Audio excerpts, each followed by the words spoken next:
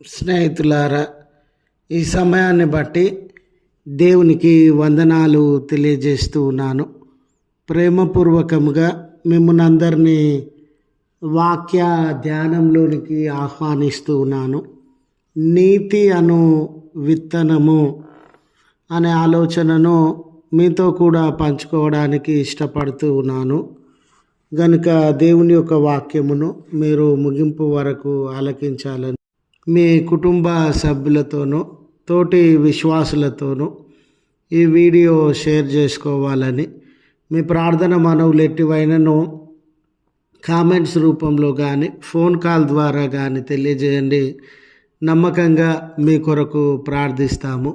ఈ వీడియో మీ ఆధ్యాత్మిక జీవితంలో ఉపయోగకరంగా ఉంది అని మీకు అనిపిస్తే దయచేసి ఈ ఛానల్ను సబ్స్క్రైబ్ చేసుకునవలసినదిగా మనవి చేస్తూ ఉన్నాను. లేఖనము హోషేయ గ్రంథము 10వ అధ్యాయము 12వ వచనము, నీతి ఫలించున్నట్లు మీరు విత్తనము వేయుడి, ప్రేమ అను కోత మీరు కోయుడి. స్నేహితులారా, ఒక వ్యవసాయదారుడు మంచి విత్తనమును వేస్తే మంచి పంటను కోసేటటువంటి వాడుగా ఉంటాడు. పనికిరాని విత్తనములను వేస్తే పనికిరాని పంటను కోసేటటువంటి వాడుగా ఉంటాడు. కొన్నిసార్లు మన జీవితము ఏ రీతిగా ఉంటుందనంటే, మనం కష్టాలలో, శ్రమలలో, కొరతలలో, అణచివేతలలో, ఆయాసము, దుఃఖము, కోల్పోయిన పరిస్థితుల యందు దేవుణ్ణి వెతికేటటువంటి వారంగా, ప్రార్థించేటటువంటి వారంగా, దేవుని దయా కనికరముల కొరకు కనిపెట్టేటటువంటి వారంగా, విశ్వాసంతో జీవించేటటువంటి వారంగా ఉంటాం. అదే మన జీవితంలో అనేక ఆశీర్వాదములను అనుభవించి, కొరత తీరిపోయి, సమస్యలు తీరిపోయి, దుఃఖంలో నుండి, బలహీనత బంధకాలలో నుండి విడుదల పొంది సంక్షేమమును, ఆనందాన్ని అనుభవిస్తూ ఉన్నటువంటి తరుణంలో దేవుని నుండి దూరమై ఈ లోక సంబంధమైనటువంటి సుఖభోగములను, ఈ లోక సంబంధమైనటువంటి జీవిత విధానాన్ని, అవినీతిని, చీకటిని, చెడును కలిగి జీవించేటటువంటి వారంగా ఉంటాం. స్నేహితులారా, ఒక విత్తనము విత్తినప్పుడు అది మంచి విత్తనమైతే మంచి ఫలితాన్ని, చెడు విత్తనమైతే చెడు ఫలితాన్ని అనుభవిస్తామో, మన వ్యక్తిగత జీవితంలో కూడా మనం మంచి జీవితాన్ని జీవిస్తే దేవుని యొక్క దయా కనికరములను, ప్రేమను, దేవునికి వ్యతిరేకమైనటువంటి జీవితాన్ని, పాపముతో, చెడు, అవినీతి, అన్యాయంతో జీవిస్తే దేవుని యొక్క ఉగ్రతను అనుభవించేటటువంటి వారంగా ఉంటాం. ఈరోజు మనకు బలముందనో, అధికారం ఉందనో, శక్తి సామర్థ్యములు ఉండినవనో, విస్తరించినటువంటి వారంగా, అభివృద్ధి చెందినటువంటి వారంగా ఉన్నామనో మన ఇష్టానుసారంగా జీవిస్తే ఈ లోకంలో ఎవరి నుండి మనము తప్పించుకొనినా, ఎవరిని మేనేజ్ చేసేటటువంటి వారంగా ఉన్నా, ఎవరి నోళ్లను భయపెట్టి బాధపెట్టి మూయించినటువంటి వారంగా ఉన్నా, దేవుని యొక్క ఉగ్రతను కానివ్వండి, దేవుడు అందించేటటువంటి ప్రతిఫలంను కానివ్వండి, మనము తప్పించుకోలేము.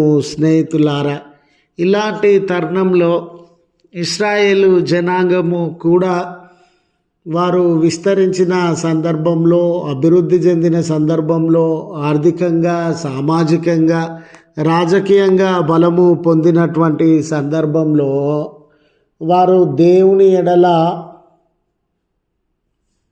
దేవుని యొక్క ప్రేమను, దయను మరచి కఠినమైనటువంటి జీవితాన్ని, అన్యాయము, అక్రమముతో కూడినటువంటి జీవితాన్ని, ఎదుటివారిని శ్రమ పెట్టే జీవితాన్ని, నీతి మాలినటువంటి జీవితాన్ని దేవునికి వ్యతిరేకమైనటువంటి జీవితాన్ని జీవించడం ప్రారంభించినారు. దేవుడు మీరు అభివృద్ధి చెందినది మొదలుకొని, మీరు జీవితంలో సంక్షేమము అనుభవిస్తున్నది మొదలుకొని దేవునికి వ్యతిరేకమైనటువంటి జీవితాన్ని జీవించి దేవుని యొక్క ఉగ్రతకి పాలైనటువంటి వారుగా ఉండినారు.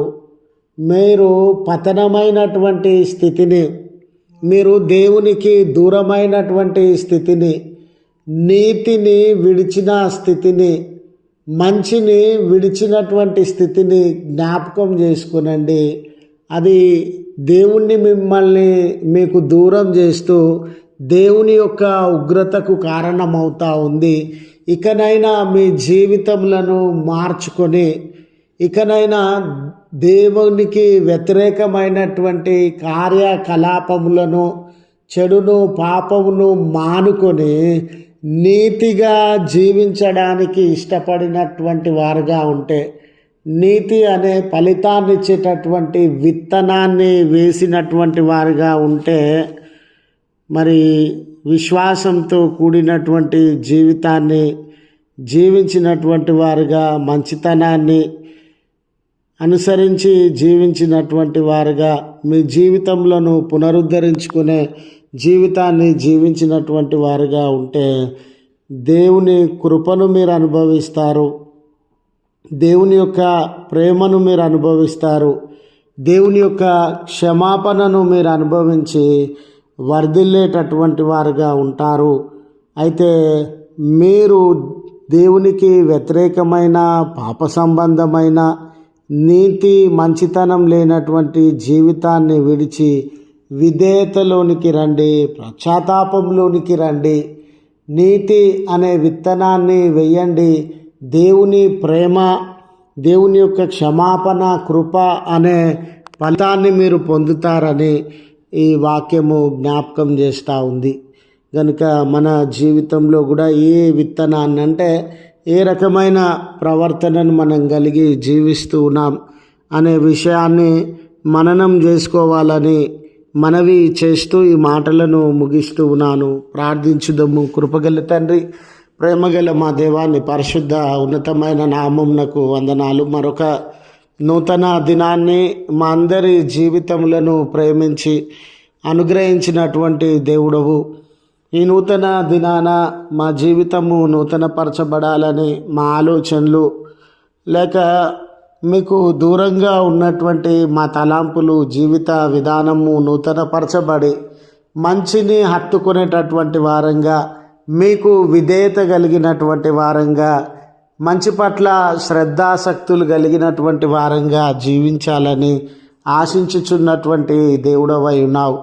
అయా, మీ యొక్క చిత్తాన్ని మేము గుర్తించి ఆ ప్రకారము జీవించే అవకాశాన్ని మాకు అనుగ్రహించండి. కష్టము, నష్టము, శ్రమ, బంధకములు, అనారోగ్యములు కలిగిన బిడ్డలను అందరినీ మీరు దర్శించండి అయ్యా. వారి జీవితాలలో ఉన్న సమస్యలను, భారములను తొలగించండి. మేళ్లతో మీరు మీ కృప, దయగలిగిన హస్తములను చాచి వారి జీవితాలలో మంచి మేళ్లను, ఆశీర్వాదములను దయచేయండి. జన్మదినమని, వెడ్డింగ్ యానివర్సరీ అని, ఆయా శుభకార్యములను, దీవెనకరమైన దినములను జరిగించుకొనుచున్న బిడ్డలకు మీ కృప దయచేసి ఆశీర్వాదములతో నింపమని క్రీస్తు పేరట వేడుకొనుచు నాము తండ్రి. ఆమెన్. తండ్రి, కుమార, పరిశుద్ధాత్మ త్రియేక దేవుని దీవెన మనకు తోడై ఉండి మనలను కాపాడునుగాక. ఆమెన్.